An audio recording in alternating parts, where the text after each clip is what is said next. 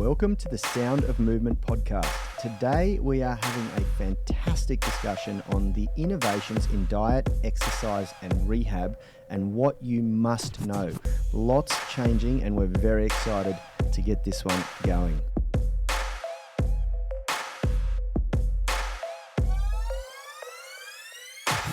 Like Vasquez said in Aliens, let's rock. If you're new to the tribe, which is behind the mix, Phil is across the table from me, and my name is Yani and we are Unity Gym and ADPT Physio, experts at turning driven people into athletes. This episode is proudly brought to you by the Unify Movement System, the only online program effectively balancing strength, flexibility and fitness so you can unleash your inner athlete. You guys can get daily coaching by us, plus our epic Foundations prep program and revolutionary structural balance blueprint to create your ideal programs and optimize your performance. As a valued listener, you can always use the link in the description to get your first month free. Now, before we get started, we do want to send warm welcomes to, if you are on the live stream in the UMS Movement Mastermind Facebook group, leave a comment. We'll send you back some love. Remember, anyone can join that group and interact with us, ask us questions, get involved. Lastly, big shout out to our YouTube athletes catching the replay. Hit the like button to support the channel and obviously subscribe if you like what you see. How are you, Phil?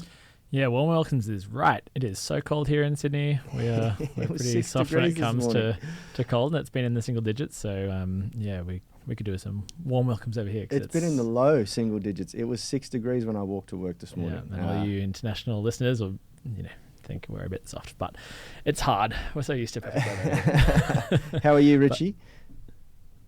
I'm good, and I've got my mic on. Oh, or not, apparently. I was very cold this morning as well. Yeah, 6 degrees walking to work. It's uncommon here in Sydney.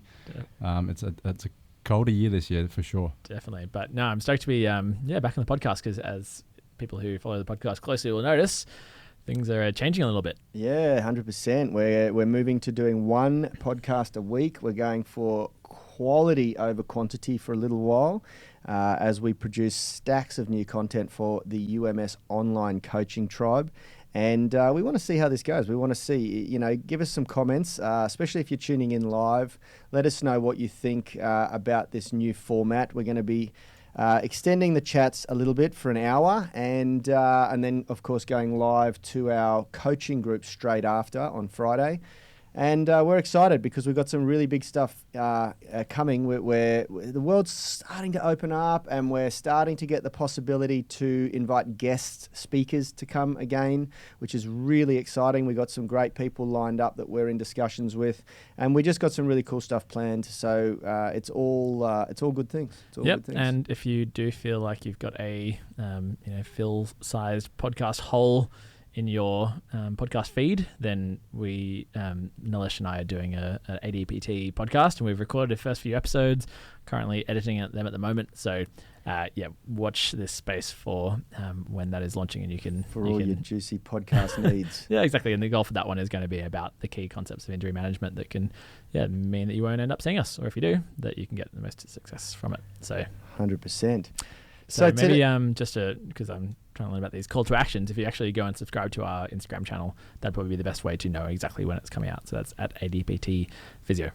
Boom. There you go. You've got it. You heard it first. And we'll talk a bit about that at the end of the show as well. We're going to go diet first, then exercise, then rehab or injury management. I wrote a short blog article this week and it really got me thinking about how far our industry's come since I first started working as a personal trainer back in 2004.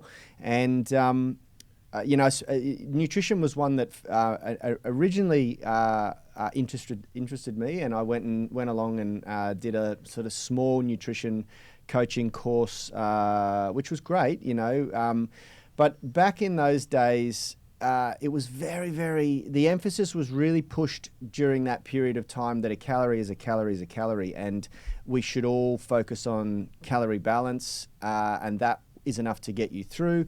And, I adopted that methodology. I read a really great book called Why Calories Count by Marion Nessel and Maldam Nasheem, which was a fantastic book. It was a really highly suggested book back in that time. And I went about my nutrition coaching with a really blanket rule, which was sort of around the lines of it doesn't really matter as long as it, fits your macros or fits your calories, and we'd send everyone off to get a DEXA scan.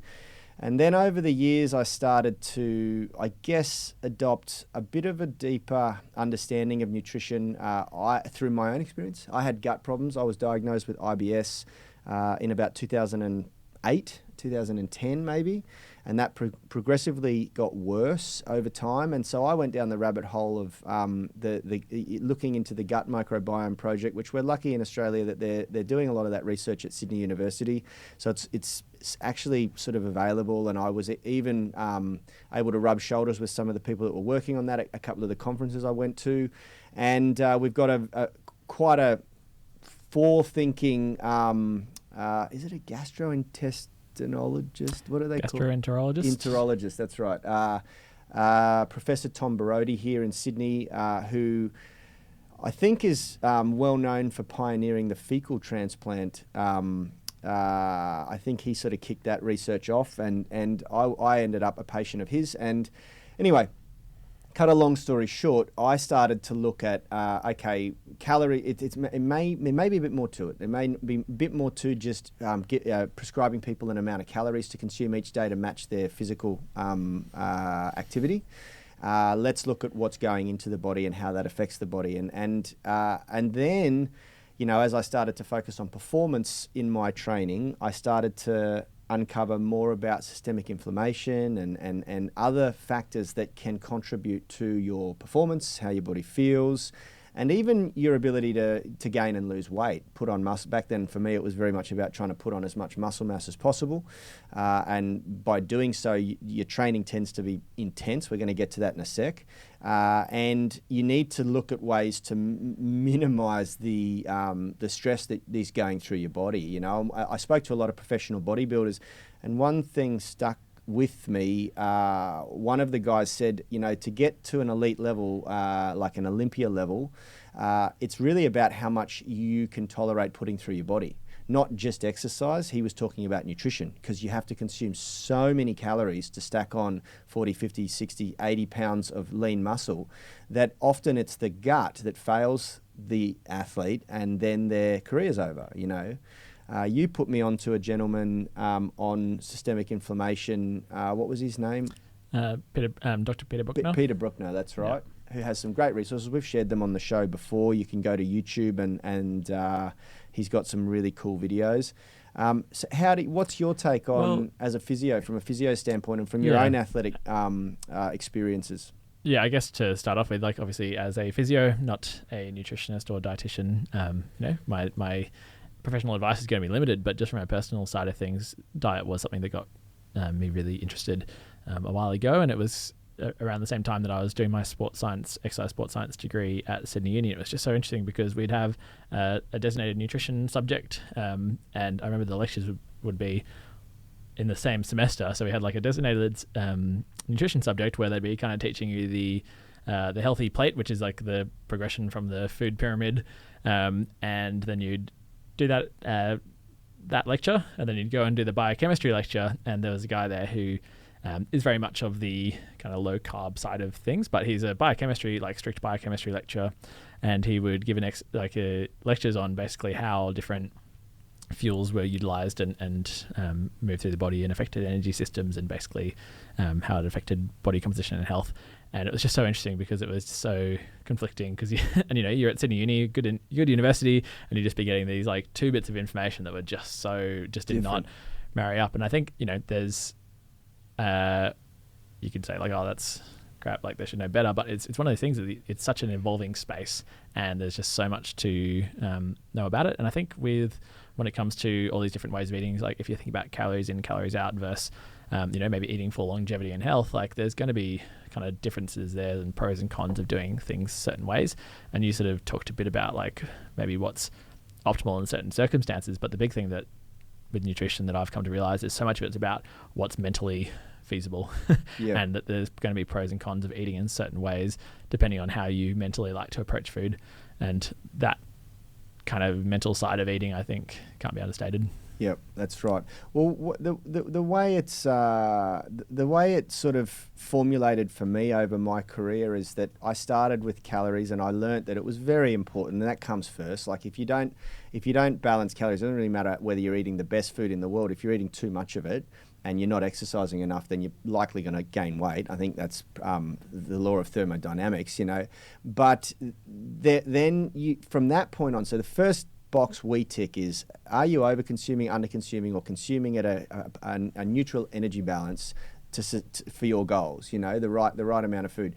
Once we tick that box, I start to look at, okay, so how can we optimize this? And the next thing I look at is gut microbiome, because I now believe thoroughly that there is a lot to this, and not to make it complicated, it's actually really simple. You just get a nice variety based on what I've read, which is very, very limited in comparison to someone who's involved in this research, or even a nutritionist or dietitian probably. But based on what I know, my understanding is that you try to get as much of a variety of foods as possible. Foods high in fiber are very beneficial to the gut. You want to minimize processed foods as much as humanly possible. And then as we start to tiptoe into the systemic inflammation argument, and I'm going to get you to very briefly let everyone know what the difference between acute inflammation, systemic inflammation is. But once we start to get into that argument, you want to actually start to think about minimizing like, I don't want to say carbohydrate, I want to say processed and refined sugars, carbohydrates, and fats. Is that right? Yes, I guess to first get to that inflammation side of things. So as you point out, there's going to be acute inflammation and systemic inflammation. And what you got to think about with inflammation is it is a signaling process. So what it's doing is basically, like, imagine it someone blowing a whistle and being like, yo, body, send stuff this way that is necessary for tissue turnover and healing. So when you roll your ankle and your ankle blows up into a big puffy ball, it's basically like there's a really systemic inflammation effect, which is like necessary and like there for a specific reason of it's going to bring all these kind of healing mediators, and it's also going to limit your movement a little bit. So it kind of encourages you to deload the structure to give it a bit of a chance to heal. And so where systemic inflammation comes in is it's basically, imagine that same little, whistling cell is now whistling all over your body, and it just sends out all this signal that is no longer helpful. It actually starts to hinder, and you get those effects of, little like bits of swelling here and there, and you basically become it. And when you're blowing that whistle, it basically, as we've talked about with pain science before, starts to make you listen to more and more of the information coming from different parts of your body, and that's why you start to just feel so much pain throughout your whole body, these aches that just are unpleasant. But even at a lower level, it can just sort of disrupt natural processes, because you've got all these mediators that are just flying around the body, not being very helpful. Yeah. So one is helpful, one is definitely not helpful. Yeah. And yeah, a good example of where like this can be with Peter Bruckner was talking about his example of a cricketer who is in the Australian cricket system. So you've like ticked all the boxes of having good sort of strength and conditioning advice, good training and load management, all of those things, and just couldn't get past a niggling knee injury. And then it was when he asked Peter Bruckner how he'd lost a whole bunch of weight, and because he was thinking he was just putting a bit more weight after this knee injury, and changed his diet to I think it was like changing to more whole foods and also being a bit more high fat, lower carb, and the guy's knee suddenly got better. And so it's one of those things when you're looking at what is causing injuries and issues, like I always kind of work in this like hierarchy of like, are you getting the basics right of your exercise programming, macro and micro loading, all those things we always talk about. But then there's kind of one of those like, okay, if you're getting all that right and there's still issues, then you want to look about that a little bit deeper.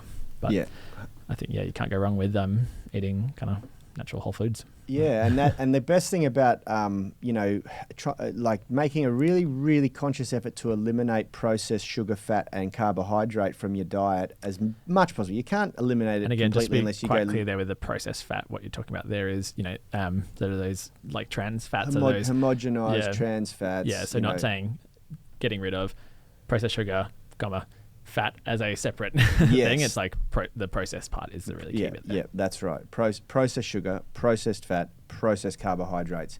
And you know, you're never going to, like, I don't believe, as you said, from a psychological standpoint, it becomes very stressful if you just say, oh my God, I can't touch them. But you can certainly minimize them and save them. And everyone's going to be so different. Like, I know that, like with my partner, she's so good at like being able to kind of work in the gray area. Like, she can have a bit of something and then put it down. And whereas I know that I'm much more like black and white. Like, if I have a little bit, then I want to eat a lot. It's just one of those things that you kind of got to know yourself and know your own mental approach to these sort of things. So it's going to vary. Yeah, I'm an all or nothing person too. But the best thing that I wanted to reinforce is that has an effect on both the gut microbiome in a positive way and the inflammation in a really positive way. Yeah. So it's so linked. Why I said it's actually more simple than you think.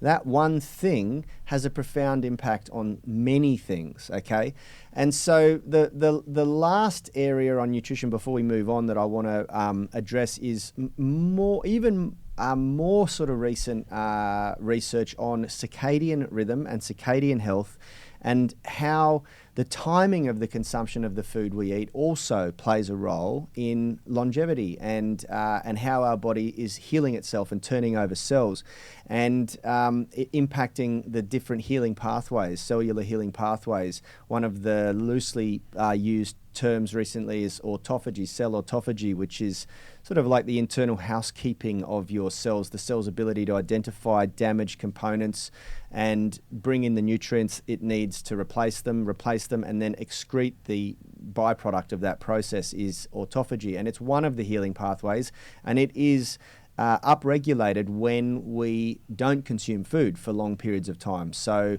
it popularized intermittent fasting and time-restricted eating regimes, which is also a really fascinating area for me, at least, and that's something that I've done a lot of experimentation with, and found that it really suited my lifestyle, suited my eating behaviors, and now has become very natural for me.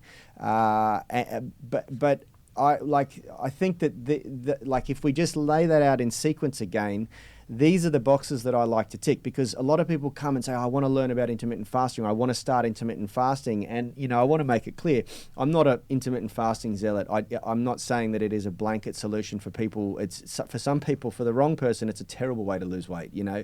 But for certain people, it works really well, and it's the fourth box that I tick. You know, I first of all, I tick the calorie balance box. Like, if you are over consuming, there is very little you can do. You can't out-train that.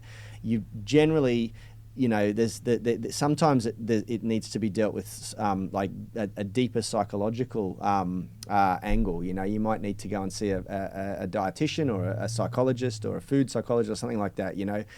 Because no amount of exercise, and you generally exercise in a way that just destroys your body, and we'll get to that in a sec, no amount of exercise fixes that. So tick the calorie box first. Then from there, I like to tick the gut microbiome box. So a nice variety of whole foods, unprocessed, usually ticks that box really well.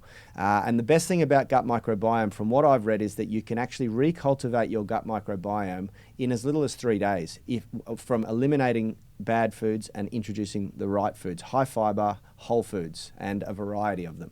And then from that point on, we want to tick the inflammation box. You know, we want to make sure that we're eating in a way that's supporting our training, our life, our nutrition, our goals, things like that.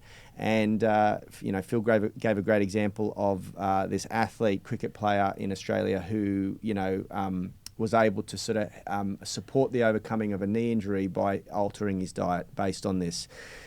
The fourth box, I lied before, it's the fifth box is time restriction, but the fourth box is meeting your daily protein needs. We really drive that home. You know, we want to make sure that everyone's meeting their protein requirements based on how much they're exercising, because otherwise it's very hard to sort of build muscle or turn over muscle tissue properly in a healthy way, you know. So we tend to build our nutrition around that. And then finally, if you've ticked those 4 boxes and you want to take it further, I think it's a really healthy thing to start experimenting with time restriction and time restricted eating regimes. going from a 12-12, so you can only consume food for 12 hours of the day, and then for 12 hours it's nothing except water.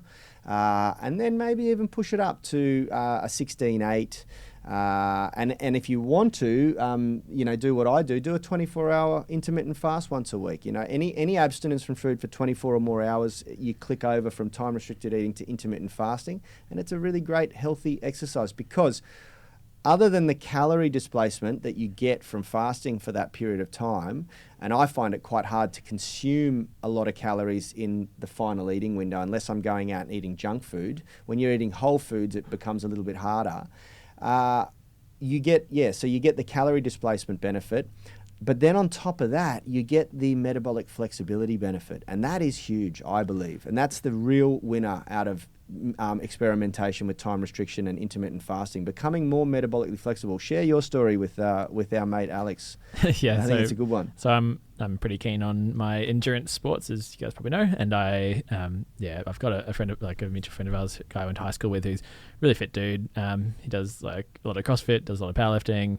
That time he was doing slightly less CrossFit, but basically I went and take him for a cycle, beautiful route up in the Northern Beaches near where I live, and before we sort of left, he was like, had brekkie, and we rode up this like big steep hill, and like he was just like, oh, when are we like, have you eaten yet? When are we eating? Like, what are we doing? By the time we got to the top of this like massive hill a few k's in, like there's a fruit shop, and he gets in there and he's like finding little bars and stocking up his pockets because he's like, oh geez, how long is this thing? 80 k's? Like, and yeah, basically like I didn't need to eat until probably like I decided to have a coffee at a place that I liked about 60 k's in because it was fine, felt pretty good, and then like he was just absolutely struggling, and then by the time we got to 70 k's he was like lying on the floor like cramping and just in a really bad way, and that's more about different energy systems and muscle fiber types than the food. But just that, like, it was so interesting to see just how incapable he was of doing any exercise or like getting any part into his day without food, and he kind of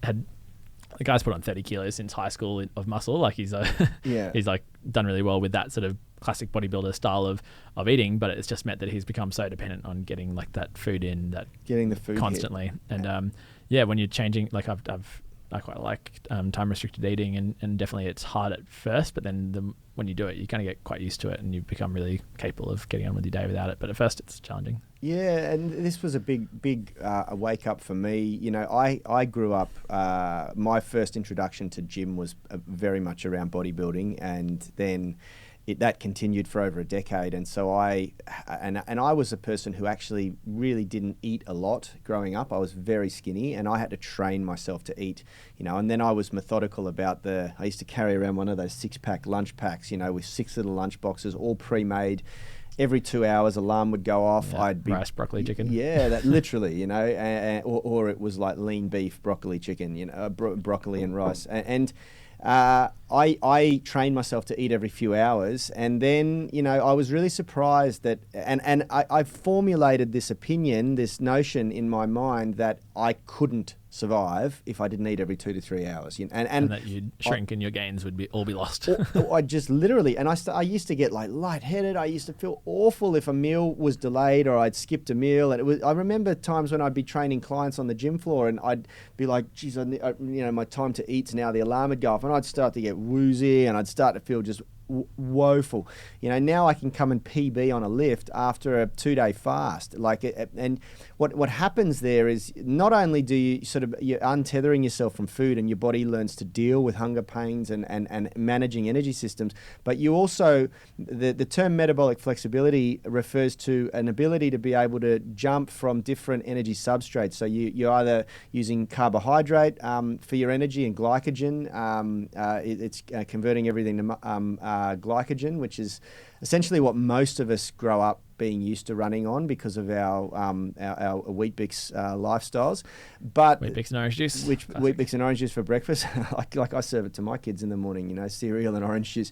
And then, when you're metabolically flexible, your body's got a great ability to jump to using stored body fat as energy. And that does not necessarily mean that you lose weight quicker, but it does mean that you can go between the two substrates more efficiently. And there is some some argument to say that it does help you lose weight because you're more able to jump between burning what your body's consuming. You know, if you consume lots and lots of carbohydrate, you become very efficient at metabolizing carbohydrate. If you consume lots and lots of fat and very little carbohydrate, vice versa, you become very efficient at metabolizing fat.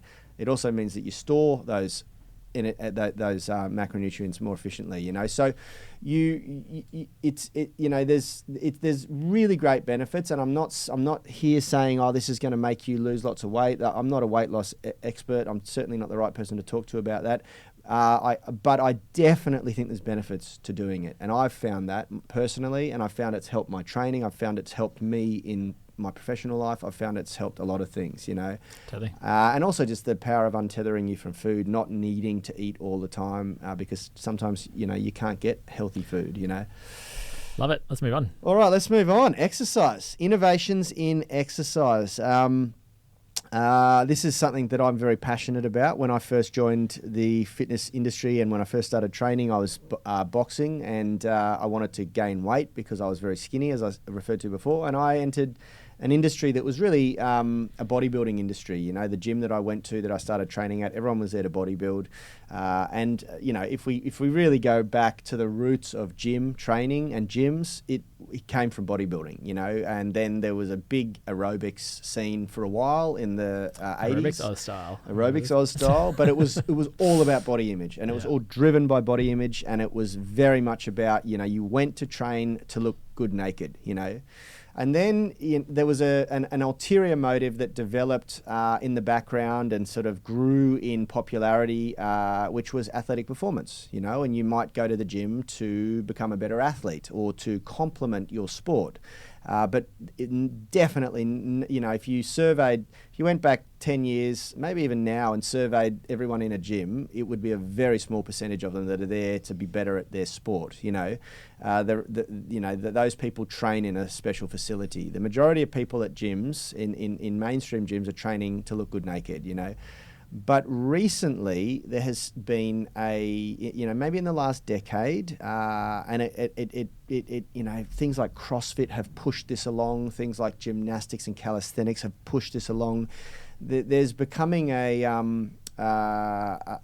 stronger or more popular cause of training for just performance, how your body feels, and then even longevity. You know, we're starting to think, okay, well, we want to be able to train for longevity. We've seen the Ronnie Coleman story of pushing your body to absolute breaking point and how that probably didn't work out well for him. We've seen lots of those stories of athletes who sort of break down after really stressing their bodies a lot. And you start to go, well, health is to be healthy. If you look up the meaning of health, it is to live in the absence of disease and injury. But more often than seeing people who've trained a lot end up in a bad way, what the most prevalent thing is, and the most horrible part about old age for most people, is that they've done zero training from when they stopped playing sport as a teenager or early 20s, and then they've just done zero exercise, maybe some jogging or whatever, and then you end up like when I worked as a physio during my uni placements in aged care rehab, in the intensive care unit, in like another kind of aged care facility, you've just got the whole place is just full of people who haven't done any resistance training for years, and they've got bone mineral density issues. They've got severe sarcopenia, which basically like no muscle, and it means that they've ended up getting a hip replacement or after having a fall,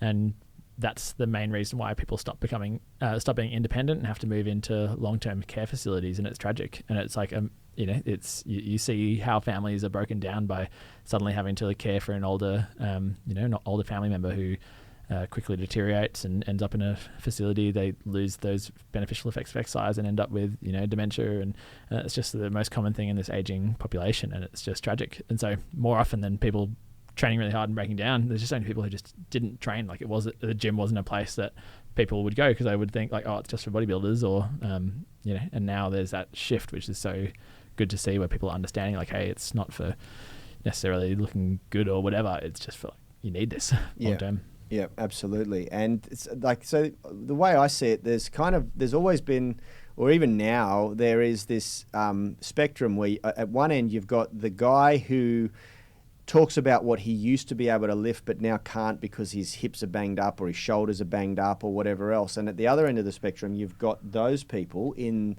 palliative care who have not done enough exercise and have severe sarcopenia or a loss of muscle tissue.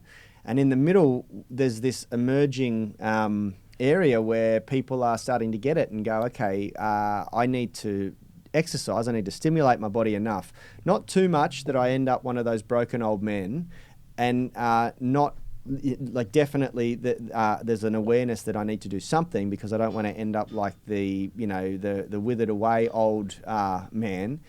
So we now are very passionate about teaching our tribe that there is a middle ground that we should be sort of aiming for, which you can still achieve incredible athletic performance. But, the question is for how long for? And we want to say forever. We want to say that we can do and sustain what we're doing forever, for as long as we're turning up to the gym. And just to pause on that, I think, you've said, some people train too hard, and that's kind of suggesting that, they achieve some amazing physical ability and then they break down. But so often, as we'll talk about in the injury management side of things, with the rehab side of things, it's they try really hard to and don't actually get to the same ceiling that someone who's actually trained consistently and trained intelligently with programming and good exercise technique. I think those people, the longevity side of things that we're talking about, we're talking about high level performance, higher than most people get to if they just turn up to a gym and smash themselves for 3 months and then don't go back for another 6 months and then put on the weight and then come back and try and smash themselves again. Yeah, that's right. I know so many people like that, and I even talk. And look, I have a background of absolutely smashing myself, and my body's sort of riddled with stories of injuries that I've had to work through and overcome and or manage still, to this day.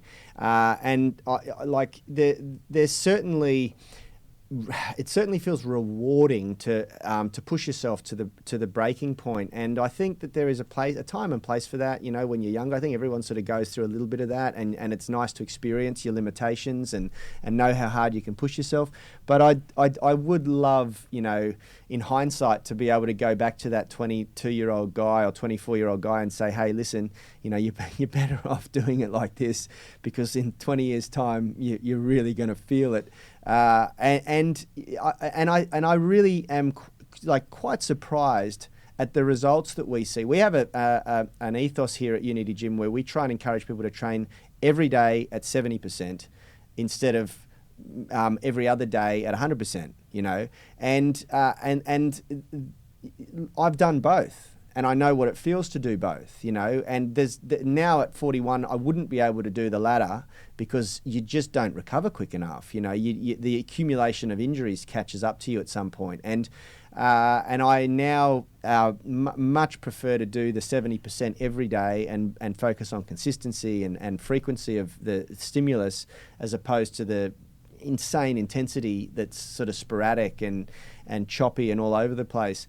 And I look around at the gym and the results we get on our online tribe and the results we get here, and they're pretty impressive, and even the results I'm getting myself personally, Just before we came in is busting out chest floor pancakes. I haven't seen you do that before. And yeah. These front splits that Well, this is the point. To be progressing and getting better at everything at your oldest age, I think is a really liberating feeling. It is, it feels fantastic. And this year I've slightly changed my goal. Last year was all about maximal strength, and I got up to some really nice heavy lifts, 230 bench press. I redid 230. 230 deadlift, sorry, 230 deadlift. I redid my best bench press ever at 140 kilos, which I'd only ever done once or twice when I was really focusing on specialization on the bench press. I didn't do a bench specialization program, but sort of got back up there. My squat was very near what it's been at its absolute maximum, and I was very strong. And this year I decided I wanted to get my fitness up, so I started running again. I did a 10K run at an average of 5 minutes or 5.5 minutes, which was pretty good with you. You're there to prove that I did it, and I made it, and had a bit of a spew at the end, but it was all good.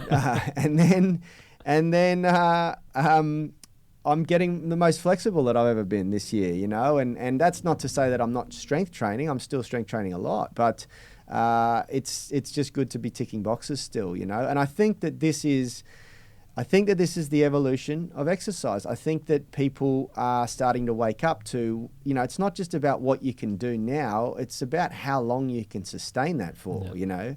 And I really think that's an important message. Yeah, and I love that idea of kind of hitting PBs as your best PBs come as you continue to age. Like, that's an amazing sort of thing to think about, because the kind of old model of like you kind of burn really bright in your 20s and then it's all just downhill from there, I think is it's ridiculous. Just, and you still talk to people. We still get people in the gym that come in and they say, oh yeah, you know, but I'm this old now, and I'm like, no, you know. And if you look at Vasco as a shining beacon, 67 years old or something, 66 maybe, and he's doing things that he never thought possible, you know. He's one of our older members at the gym. I think it's a really important thing that people understand, that you can do that. You can choose to do that. But it's really about layering your training on nice, and we talk about progressive overload and load management and all those things. But I believe that is a great evolution in exercise that I'm seeing, at least. Yeah, and that's that idea of like the consistency of getting that strength, flexibility, and fitness all together. And you might find that for certain periods you'll go through seasons where you enjoy the strength more, and you'll have seasons where you enjoy the flexibility or fitness more. But you've still got that consistency, so one doesn't just drop off a cliff. And when you do stop, like especially as you age, things do drop off cliffs faster than before, and it's so important. Like, it's so much more easier to maintain than to try and build something up from scratch again. So yeah, that's right. That having that combination of all of them, and then adding specificity within that larger context is just the key. Yeah, absolutely. And we, of course, as a Unity Gym Sound and Movement podcast, we're going to bang the balance, unified flexibility, strength and fitness drum, because we love to. And I think that it's, I really like the discussion. I really like the philosophy of drawing a line between training and competition, but and so focus on training when you're training, and then have a means to express your capability. And whether that's a sport that you love to play, whether that's multiple things, it might be that you want to compete in something, might be that you want to do a half marathon or a powerlifting competition or compete in CrossFit. Because just like that food discussion, like the big thing is the mental approach of like what is satisfying, what is mentally satisfying, and having those expressions of movement or strength or fitness or flexibility, like they're the things that keep you going and keep you coming back for more. Yeah, 100%. And keep it fresh. If our guys don't have a sport that they're training for, then we try and encourage them to do calisthenics, and use that as a way to bring it all together, and then sort of show off, show people what cool stuff you're learning at the gym, or we don't. And this is something I've written blogs about. We don't come to the gym. At least I don't. If I was a professional powerlifter like Bass or someone, I might, but I don't come to the gym and bench press to be better at bench press. I bench press. I lift heavy loads. I put my body under all this stress so that I'm more resilient to that stress in the real world when the time comes. And you might argue I had someone comment, on a post, why would you put yourself under so much stress when I posted a video of me squatting 180 kilos? And of course it looks hard. It's meant to be hard. It's very stressful. It's a lot of weight. And I posted a picture back of myself giving both my boys a piggyback, because sometimes they just are a nightmare to get to school and preschool, and I end up just going, stuff this, and throw them both on my back and lug 40 kilos from home to work, plus all of our backpacks. It's probably about a 50 kilo additional weight, maybe 45 kilos. And people will look at me and laugh and go, wow, that's humorous. But that's literally why I like to be strong, so I can do those things, so I can run around and play with my kids and all these fun things that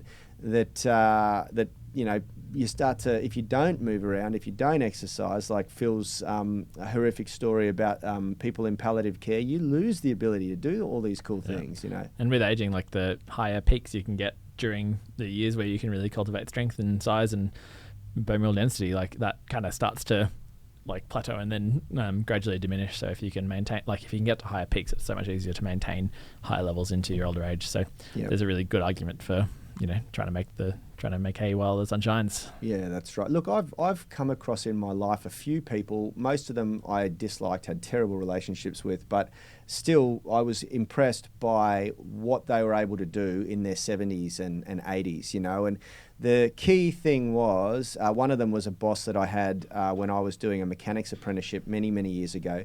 And he was a farmer, and they have this saying in the US, farmer strength, because it's just like, people that work farms, they're just constantly physically active. They're constantly doing things that, callous the hands, callous the mind, and callous the muscles, basically, And this dude in his 70s, mid-70s, was incredibly physically capable. I remember one time he challenged me to a running race and I was so shocked. I was a fast sprinter and this dude kept up with me, and then our relationship ended with us actually having a physical fight because he was just a psycho, and I was boxing at a very high level at the time, and I remember going, wow, this old guy is crazy. I really don't want to duke it out with him,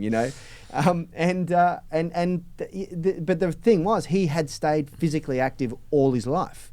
There was never a drop off because he was a farmer. He just constantly was doing stuff, physically active. And so I really believe that if you do it and you do it right and you don't overdo it, like our,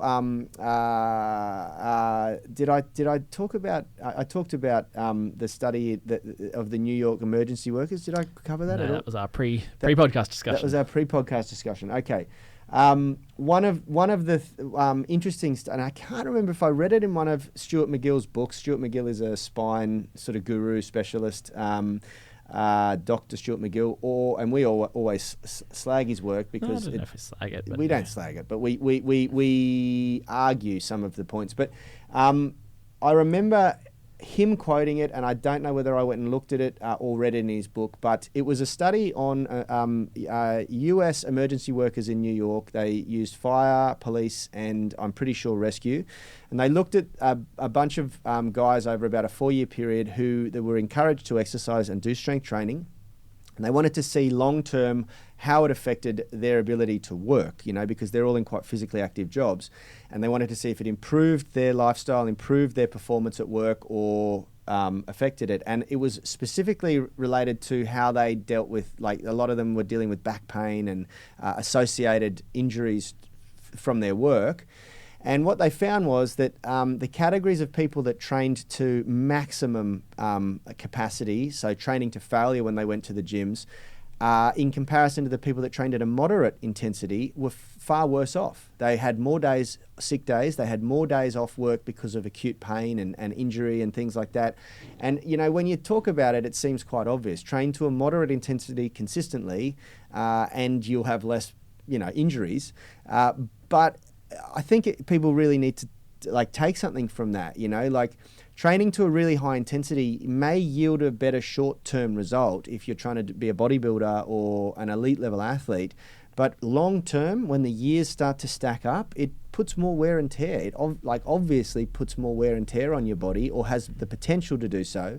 And I think it's a very interesting thing to sort of consider. It makes the recovery so challenging. And the key thing to, if you're working to those levels, and the recovery has to be to those levels as well, where you basically can then take the rest of the day off, sleep 12 hours, eat really well, eat consistently, and not have a whole lot of stress. If you want to work to absolute value, which maybe some professional athletes do, and top level lifters and whatever, they can do that if they can then recover appropriately, and you can see them get incredible results. But for someone who's then got a physical job, for someone who's waking up at night to deal with kids, and maybe doesn't get on top of their food, if you can't match your intensity with recovery, then you're going to lead to breakdown, and it's just not practical. The other thing that I think it needs to be said is that most professional athletes that I've met and most bodybuilders that I've met are quite happily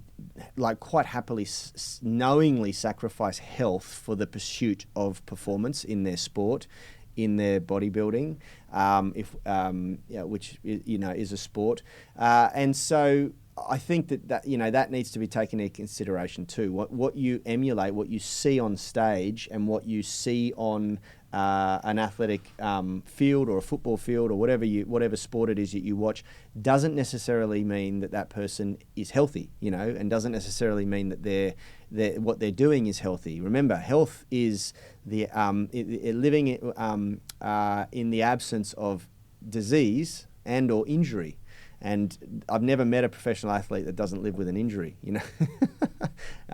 and maybe a bodybuilder too. I don't know. But anyway, let's move on. Let's bring this in for a landing. We want to talk now about innovation in rehab and or injury management, because this is something that I think has really impressed me working alongside yourself and Nilesh, and it's even heavily affected our program, the concept of technique optimization prior to our testing. We now really focus on bringing people in, optimizing technique first, then starting to assess and build customized programs. And we've found a need for technique optimization in the fundamental movement patterns prior to testing, because when you test before the technique is optimized, you get just too much data, and you don't really know what to work on, and that essentially came from watching how you work with your clients, and so let's talk about that. Yeah, so I guess sort of bigger picture, like when I was a younger athlete playing ultimate frisbee for at like an international level for 11 years, and I was kind of known as like the injured guy, which is really frustrating, and I got really annoyed when people would be like, "Oh, looks like you've injured yourself again." Like, it just would do my head in, because it was so frustrating. It was just like this sort of constant cycle of like, I'd train really hard, I'd get to the point where I was like feeling quite good about things, injure myself, go absolutely backwards, start from the beginning, and in that time I worked with a lot of different physios. I used to go see an osteopath for back pain, and I used to get massages, and I used to really engage with like the healthcare space, and through that time, that just my impression of what would fix me was that there was going to be like, I'd go to a health practitioner, and they'd do some specific movement release or a some kind of unlocking thing that would then, I don't know, align stuff in the right way, and would work the tissues in a way that things would, I don't know, be fixed. And it was quite this like, just seemed like quite mystical and amazing. Like, I was just like, oh gosh, like imagine being able to know this like Rubik's Cube of movements that you could do that would like lead to someone suddenly feeling like they're like out of pain, and they could do the thing that they wanted to do. But it kind of, as my journey into then studying massage, working as a massage therapist for 8 years while I did my exercise sports science degree and doctor of physio degree, I started my understanding really changed around that, and started to realize that sure, you can modulate pain with sort of some hands-on techniques, and you can basically make someone feel better from these. It's like sometimes with specific treatment effects, but often with non-specific treatment effects. And as we've understood more about how the brain works, those non-specific treatment effects kind of come down to placebo as the one that people are most common with. There are things like the Hawthorne effect, where you basically feel guilty about not feeling better, so you actually in the end feel better. It's quite an amazing thing, where you want to almost impress your practitioner about like how good a job they're doing, which I think is a wonderful part of human nature, that's even a thing. But there's all these kind of factors that influence basically how you feel when you're in the actual treatment. But then what's often was so neglected from all those physio treatments was that it was always so focused on doing one specific little silver bullet, either release or then an exercise that was in no way kind of relevant to the training that I was doing. And but it would sort of be like, okay, you got to stop training for X amount of weeks, do this one thing, and then you can get back to doing your training. And the profession has changed so much through there, and I was so stoked to have done the degree that I did, where they were really working hard on being as up to date with sort of research as possible. And as physio's changed over the years, I've really seen that like the thing that has the not necessarily the biggest effect, like there's one of the main things that has a huge effect is time for most injuries. Is basically if natural healing takes place, then things will get better. But the treatment that has the best side effects and the best kind of value proposition is exercise, because you're going to get all these really beneficial side effects of exercise, where you get fitter, stronger, and it really trumps the value of what you can do as a physio. Because if you get someone who's coming in and wanting to feel better, so and they only feel better if you do something to them, then they're going to have a constant course of treatment until that injury is better in 3, 6, 12 months, and that's very expensive for a practitioner. And as COVID's shown,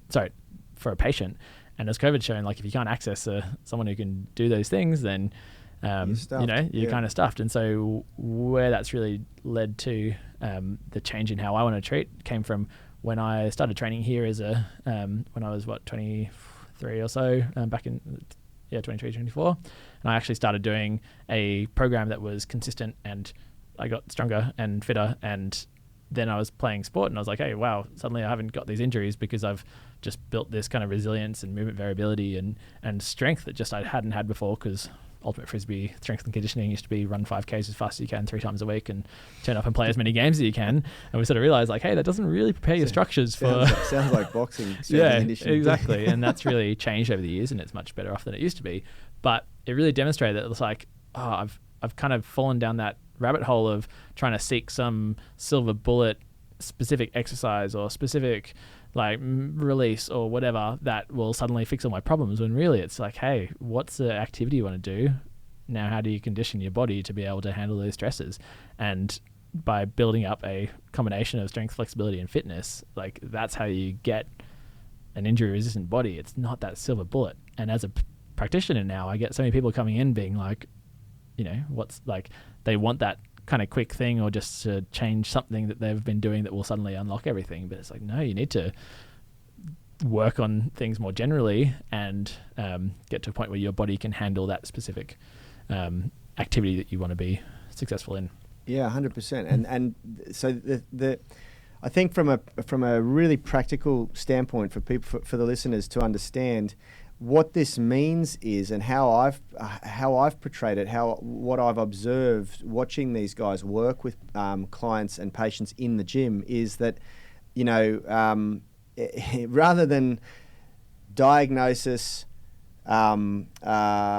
prognosis, removal of the thing that is going to yield the best result, which is exercise, these guys sort of diagnose, and then they optimize technique to manage load. And by manage load, we split load into the macro and micro loading. So they'll identify things that the person might be doing in their everyday life that is potentially going to add load to this issue or body, or add stress to this issue or body. And then they'll help strategize ways to mitigate or minimize that load. So that might be how you are sitting, that might be the work that you do during the day, that might be how much you're doing a certain thing during the day outside of the gym that's going to impact when you try to work out. And then they optimize or minimize micro load, which is done through technique optimization. Yeah, it's not always minimizing necessarily, but like thinking about how, like having that understanding of the way that you do things will impact the structures that are involved. And so the kind of classic one I talk about is how, just changing your gripper slightly on your pull-up is going to massively impact which muscles you use. Same with a squat. Not all squats are equal. Depending on how you do it will massively impact how your body is loaded. And again, load is a really positive thing. That's the thing that stimulates a response and it gives you that adaptation. So it's kind of having that level of detail where you can look at the big picture of like, okay, what's your larger programming looking like? And is it at a stage where you're kind of exceeding the threshold of that, the capacity of that structure? If it is, how do we work with the rest of your life and with your training to bring that back so it's no longer above that threshold? And so it can be in an optimal healing environment where it is loaded, but it's not exceeding the threshold where you'll, slow things down or cause pain. And then looking at the technique about how you do things, because so often people are like, I can't deadlift anymore. Like I hurt my back too many times, now I just can't deadlift. Well, like, not all deadlifts are equal. Like if you're doing it in a way that is not ideal, then for some people they might be get away with it. But if you've got a structure that you're then exceeding the capacity just because the leverage is all wrong and you're not keeping the body on your bar and you're not using your the muscles in the ideal sort of position, then of course you're not going to be able to do the deadlift because it's really exceeding your capacity. But if we can work on technique, then that's a movement that is one of the best things you can do for lower back pain. If we get that macro loading, so work and life and programming, and microloading, so how you're actually doing it. And so this really fits into something that I've been thinking about a lot, obviously, over the years of doing these podcasts now. And Nilesh and I kind of worked together to put together like a treatment hierarchy of needs, basically, after seeing you guys talk about, your training hierarchy. And I think that's what physio needs, is like a really clear value proposition to patients that come in, so that you don't just fall into that trap of coming in and then suddenly you've signed up for 6 weeks of, getting a certain release or whatever, like that. There's a really clear plan when you come in that, like, okay, here are the things that are most valuable, and that we have, like, if you get this right, you'll get 80% of the way there, and here are the things that are, if you want that 20% bonus on top, and those little diminishing returns sort of things, like, so patients can make a really informed choice about like where their money is best spent, basically. Because so often I think practitioners fall into the trap of wanting to make people feel better short term, and patients want that sort of magical silver bullet to feel better instantly. But then that's the opportunity cost of that, is that you're not getting those big picture, programming technique, education about about what's actually going on and what to expect. And people can't make an informed choice about, like, oh, okay, if this is not going to cause me like long-term issues and all I need is to kind of get, back into a generalized program, then if that's all people want, then, people should be able to make an informed choice if that's what they're signing up for, and not fall into that trap of, I know that certain patients come in and be like, oh, I know I should have done something about this, but I just couldn't afford to go and see a physio 8 times. It's like, you don't need to see them 8 times. You can come in once and then choose how much you want. And if there is someone who wants to come in 8 times because they really want those 1%ers, they want the kitchen sink thrown at them, then that's totally appropriate. But as long as it's an informed choice. And so that's where I'm really trying to get this kind of message and education straight, is like giving patients the power to have an informed choice about how much care they receive. And that's, I don't know, something as having been a patient for so long and been a patient on a uni budget who just like couldn't afford going and see people, like, it's But it's also just I think it also this is what I see is the evolution of rehab and the evolution of physio or physical therapies, dare I say it. And it gives a better result. It yields a better outcome. We see it time and time again on the gym floor here. We have people who are coming and they just need a little bit of a tweak to help certain things, double down on technique in certain movements. Time after time, I see people failing to understand that range of movement is a load variable in exercise, and they exceed their capacity in their ability to hit really deep ranges in certain movements. Squats is a great example, and all they need is to build load capacity in a range that their bodies are really stable in, and then at the same time, develop their range of movement, develop their flexibility in a controlled manner, not in a manner where they got 140 kilos, 130 kilos on their back and they're getting pushed into that range, in an environment that they've got complete control over. And so that's where I think a well-trained physio is really valuable. You can identify what are the variables that are most aggravating and what are the variables that won't be aggravating, and you can actually then focus on continuing a training that is relevant and exciting and mentally satisfying that you want to keep turning up to, because that's the big thing that I think physios failed before, where people chronically underload because they're like, oh, not sure about to be on the safe side of things, we're just going to withdraw all kind of gym training and put you onto this like TheraBand exercise activation core blah blah. But what I think where physio needs to get to is the ability to be like, okay, you should be trying to do as much of what you want to do, you used to do, as possible, and how can we just tweak things slightly to facilitate that. And sometimes it is the case that you do really need to take a significant step back from doing what you want to do, but then how can we work with you to still keep you engaged in a training that's meaningful? And so if you've done an ankle injury, how can we can we work together to give you a pull-up program that gets you to a muscle up that you haven't been able to done before, something like that, because that mental side of training is just so key. And I think physios are guilty of. There's also a huge downside which we didn't really talk about. And we could talk about this topic all day, and we do have to bring this in for a landing to get. I got to get over to the online coaching, weekly group coaching call. But one of the things that we didn't really drive home is that there is a downside. There is a very, very tangible downside to removing someone from their regular exercise program, which is that they lose strength at an alarming rate. When you stop training and you're used to training and exposing your body to those loads. And it's not only strength as like peak strength, it's even ability to deal with impact. Yeah, so getting to running, capacity. it's ability to fitness. It's all these things that you decondition so quickly, and so we've got to keep you as close to. So as a result, you come back to your training later on after you've apparently rehabbed the injury with your TheraBand exercises, and you're more susceptible to injury now, All right, that's it, guys. That's all we got time for. I know that Phil would like to continue on this discussion, and I would too, and we might next week. And if you do want to hear more about I guess my thoughts on physio and also discussions with Nilesh with an amazing sports physio background, then we are starting up the ADPT Physio podcast. So if you head across to our Instagram at ADPT Physio, then you can find out when we launch it, but we'll be definitely talking about it a bit more on this podcast. So. Exciting times. All right, tribe, Thanks, that's guys. it for Good to be this back. week. Thanks for joining us. Smash up the like button, subscribe to the podcast, subscribe to the YouTube channel, and we will see you next week. Take care. Health is about performance, not just body image. You better be willing to accept what you're going to have to do to get there. We'll start focusing on movement goals, strength goals, flexibility goals. When you nail that skill, that's there forever. The body image goal doesn't get you that It's the far. consistency and frequency that's going to get you there. It's not the intensity. There's no shortcuts to mastery and movement. Destination doesn't change overnight, but your direction will. The gym is not the place to beat up the body that you hate. It's the place to build the body that you love. We are the gym that teaches people how to move instead of just exercise, because we believe that health is about performance, not just body image.